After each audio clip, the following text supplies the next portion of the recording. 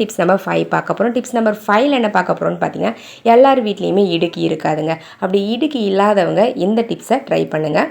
நான் வந்து 2 ஸ்பூன் எடுத்திருக்கேன். அந்த 2 ஸ்பூனையும் இந்த மாதிரி நான் எப்படி வைக்கிறனோ அந்த மாதிரி ஃப்ரண்ட்டில் ஒன்றோட ஒன்று பார்க்குற மாதிரி பொசிஷனில் வச்சுக்கோங்க. துணி காய வைக்கிற கிளிப் இருந்தால் எடுத்துக்கோங்க. அந்த கிளிப்பை பாருங்கள் நான் எப்படி வைக்கிறேன்னு இந்த மாதிரி வச்சு விட்டுக்கோங்க. வச்சு விட்டுட்டு பாட்டமில் வந்து பார்த்திங்கன்னா டைட்டாக ஒரு ரப்பர் பேண்ட் வச்சு இந்த மாதிரி போட்டு விட்டுருங்க ஃப்ரெண்ட்ஸ். கழண்டு வராத அளவுக்கு டைட்டாக போட்டுக்கணும். போட்டு முடித்த பிறகு நம்மளுடைய சூப்பரான இடுக்கி வந்து ரெடி ஆகிடுச்சிங்க.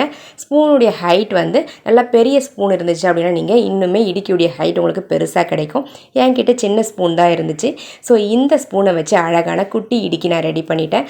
இந்த மாதிரி நம்ம முட்டை வேக வைக்கும்பொழுது உருளைக்கிழங்குலாம் வேக வைக்கும்பொழுது சூடாக இருக்குது அப்படின்னா அழகாக இந்த இடுக்கியை யூஸ் பண்ணி எடுத்துக்கலாங்க.